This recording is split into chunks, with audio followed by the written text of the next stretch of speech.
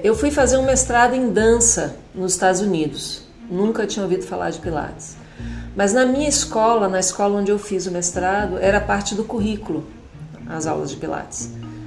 E eu, no princípio, até não me identifiquei muito, porque, enfim, o tipo de aula que eu tinha na escola, que eu comecei a ter na escola, no iniciozinho, eram aulas mais voltadas para uma coisa mais de estética. A professora falava muito de tirar barriga, tirar culote, e eu estava ali buscando outra coisa. Eu queria performance, eu queria refinar a minha performance. Aí uma grande amiga minha, a Alana Halvorsen, me chamou e me deu uma aula numa salinha onde tinham 2 máquinas de Pilates, eram 2 equipamentos chamados Reformer, hoje conhecido como a cama, né? É o reformador. E aí ela me deu uma aula focada nos nossos interesses de bailarinas, né? E aí eu realmente, aí eu entendi que aquilo tinha muita coisa para mim, tinha muita coisa para eu ir pesquisar ali.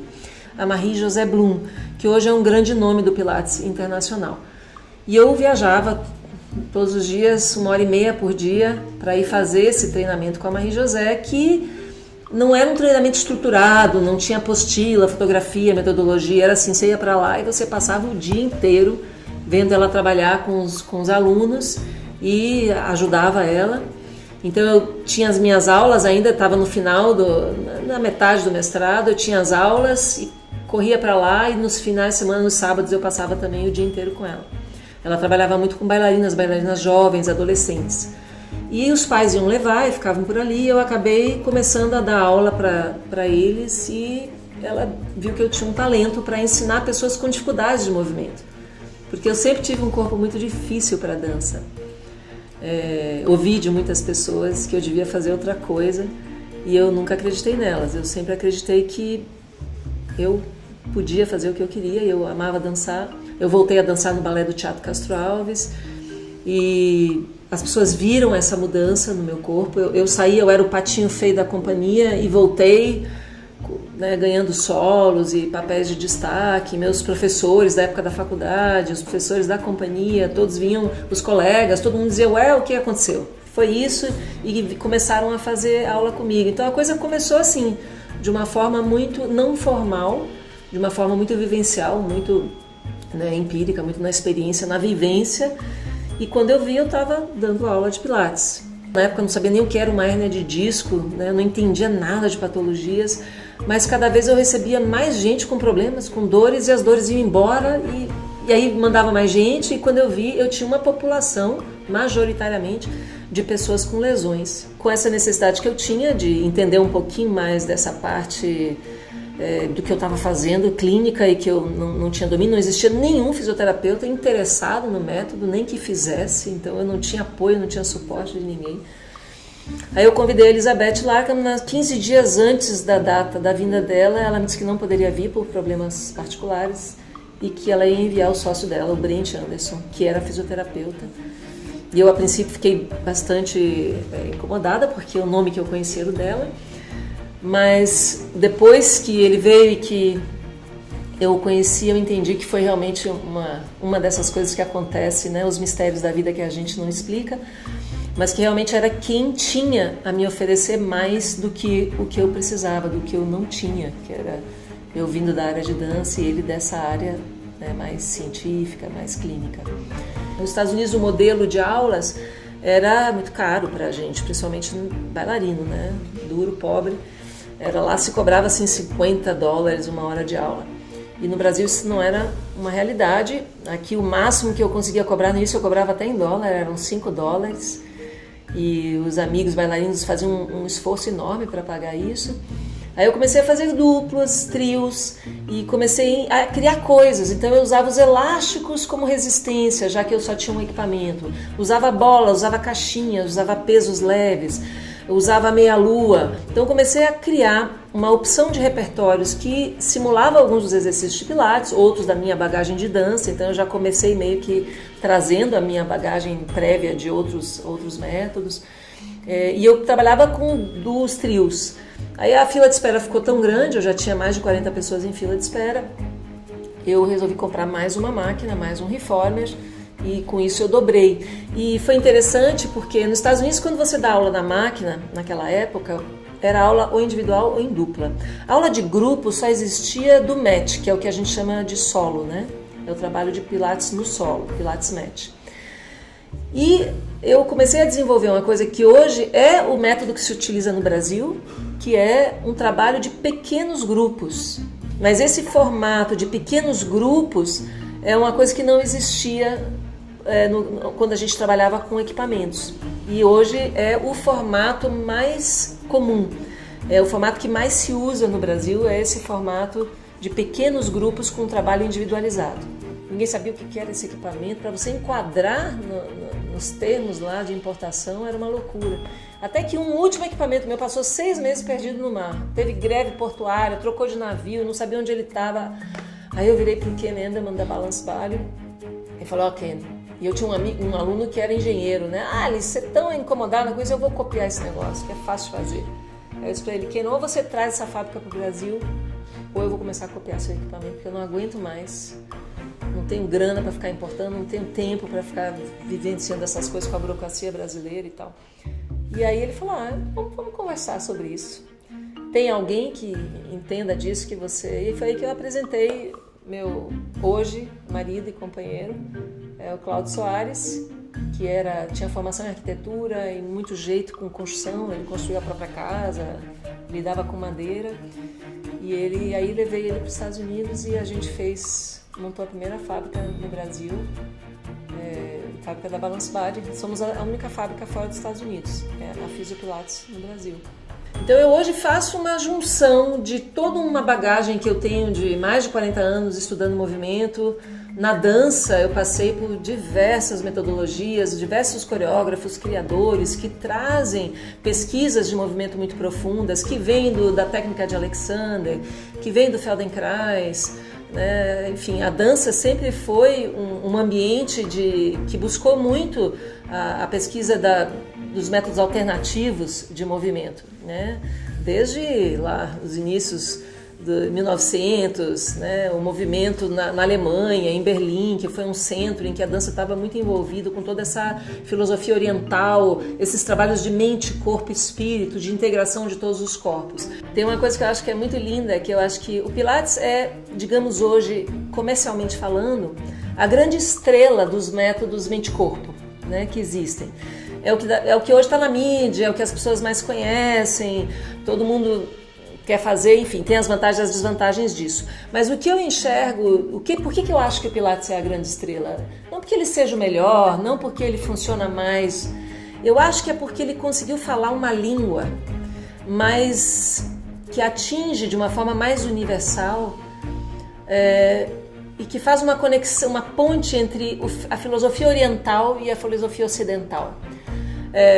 Os orientais têm essa tendência a ter um contato mais sinestésico, né? Uma profundidade maior com o corpo, porque vem da filosofia oriental um voltar-se para dentro, né?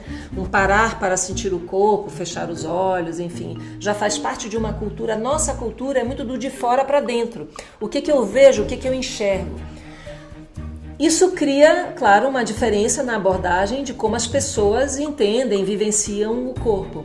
Eu acho que o Pilates consegue fazer uma ponte, ele fala muito bem a língua do Ocidente, que é uma língua, eu não quero depreciar, mas digamos que trabalha mais na superfície, um pouco mais de fora para dentro, se importa mais com a estética, com a forma do movimento. Enquanto que a filosofia mais oriental se importa mais com o que vem de dentro para fora. Então ele dialoga muito bem com fitness, com academia, com manter o corpinho forte, malhado, né, aparecer, desenhar os músculos, trabalhar força, flexibilidade, mas ao mesmo tempo, quanto mais você se aprofunda no método Pilates, você vai vendo que o cara falava de coisas muito mais profundas que isso, né? Ele falava de uma mudança de dentro para fora, né? De uma mudança de vida, inclusive, de proposta de vida, e não só com o movimento, mas com tudo, como você enxerga a vida, como você come, como você dorme, como você se relaciona com as pessoas. Eu acho que alguns métodos fantásticos que eu amo e que são profundos, eles dialogam muito com quem já está nesse ambiente de pesquisa de movimento, de se aprofundar um pouquinho mais e interesse pelo movimento. Mas a grande maior parte da população mundial hoje está no cabeção e o corpo fica em segundo plano.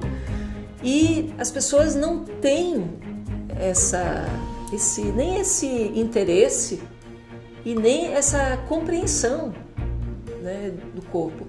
Então, às vezes, parar muito para perceber micromovimentos num mundo que é tão veloz, ansioso e estressado, causa uma angústia tão grande que faz com que as pessoas rejeitem determinados métodos. Então, eles ficam inacessíveis, eles falam uma língua muito longe. Algumas pessoas aplicam o Pilates dessa forma.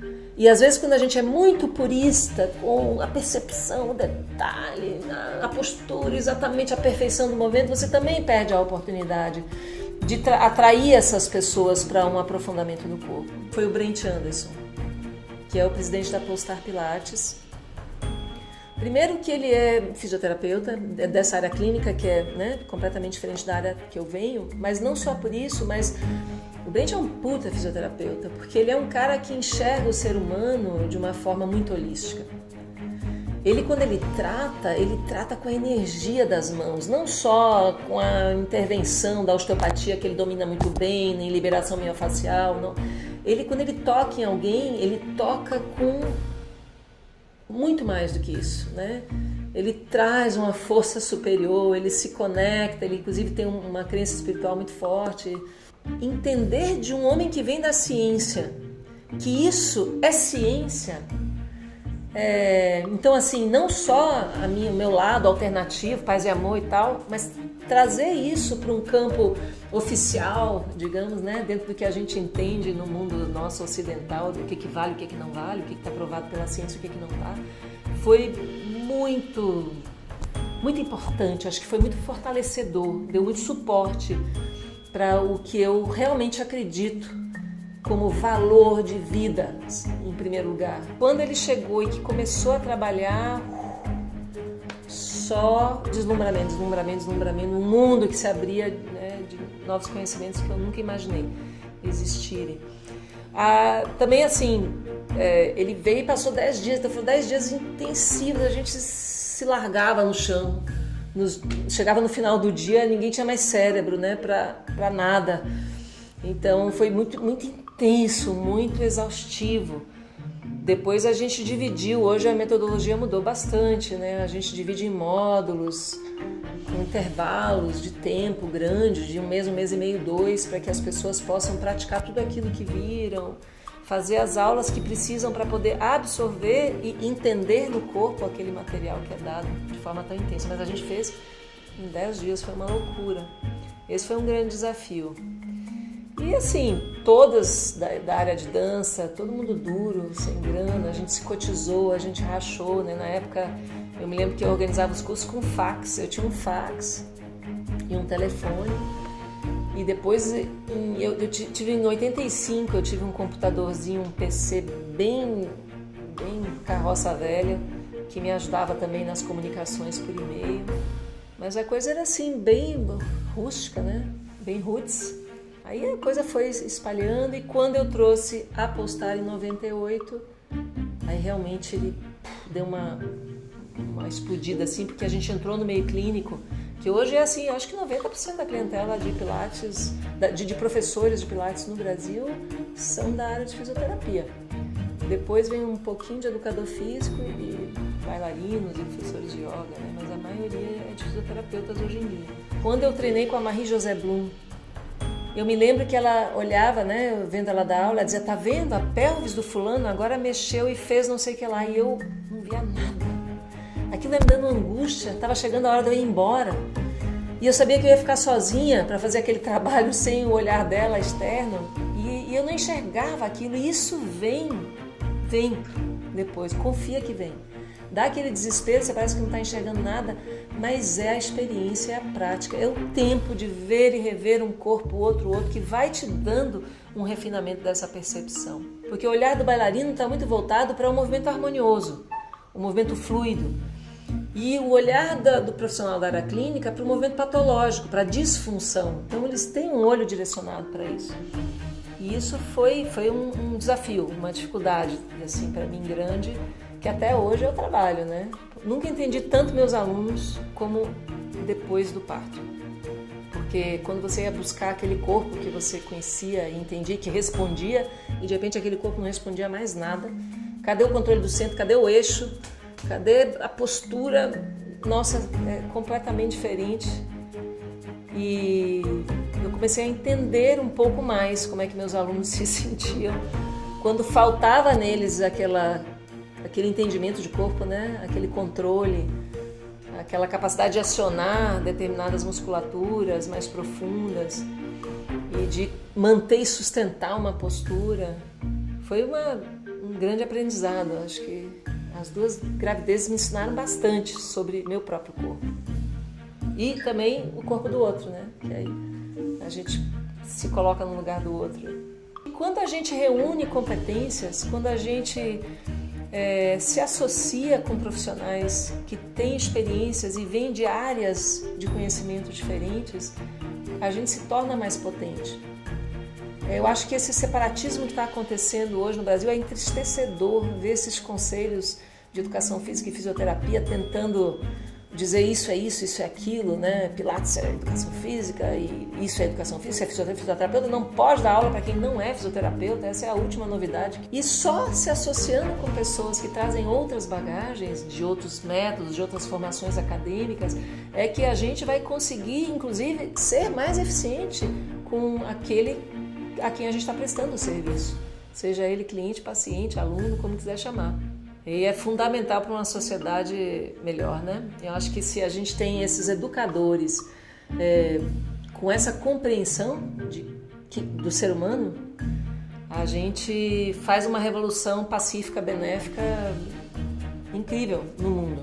Se essas nossas crianças já tivessem na escola acesso a se conhecerem melhor, dessa forma, uma forma mais sensível, mais profunda, com certeza seriam adultos diferentes. E a relação, e assim, quando você conhece os limites do seu corpo, você conhece o espaço que ele ocupa, você consegue perceber quando você invade o espaço do outro, né? Se você não tem um conhecimento, um domínio sobre o espaço que o seu corpo ocupa, muitas vezes você esbarra no outro sem querer.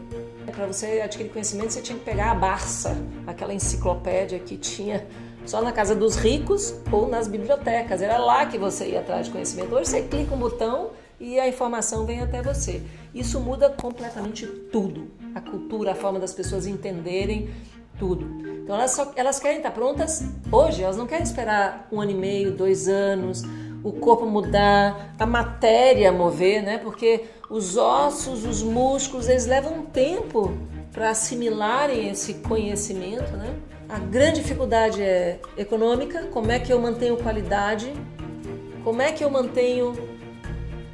ensino movimento com pessoas que não estão tão interessadas em se moverem? Como é que eu transformo corpos que querem que aperte um botão e a transformação aconteça de forma imediata? Tudo isso são coisas e a gente precisa realmente aprender, porque é isso que hoje funciona no mercado. E esses corpos não estão preparados desde crianças, né? A gente vê as crianças completamente sem tônus, sem propriocepção, sem interesse, preguiçosas, confinadas. Então tudo isso vai mudando mesmo, a competência delas, a capacidade, a resistência, o interesse pelo movimento, essa separação do homem-bicho, né? A gente tá faltando viver um pouco mais no chakra básico, sabe? Conectar com a terra, pé descalço, baixar. Eu acho que tá faltando a gente tá muito no virtual, né? E eu sinto que isso é a grande dificuldade. Assim, a gente trabalha com o movimento e o corpo.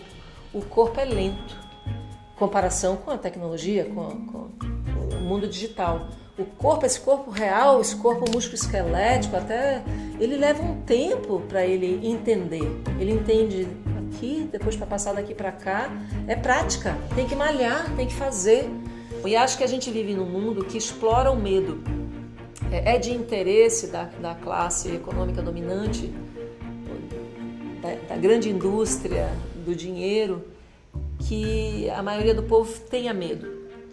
Porque o medo faz escravos. O medo reprime, oprime, abafa, tira, cria muitas coraças, eu acho. Então, acho que é uma questão social mundial. E isso que eu estava falando antes também, assim, a nossa relação com o ser humano bicho, com o homem bicho, a gente esquece que a gente é bicho. E esse distanciamento do ser humano bicho cria muitas coraças também. Esse ser intelectual, né, faz com que a gente seja, na verdade, muito duro com o corpo da gente. Essa ditadura de uma estética padronizada que a gente vive hoje mundialmente é uma das maiores crueldades com as pessoas, com os seres humanos. Ela é extremamente cruel, é malvada, é perversa. E a gente precisa realmente estar falando disso, estar discutindo isso, estar trazendo isso à tona e lutar contra isso. Os corpos são lindos. Com o nosso trabalho, a nossa função é despertar no outro a consciência sobre isso, sobre a beleza que o corpo é, que o movimento tem e que cada um tem com o que tem. Com a sua cara torta, com a sua bunda chula, com sua falta de peito ou excesso dele,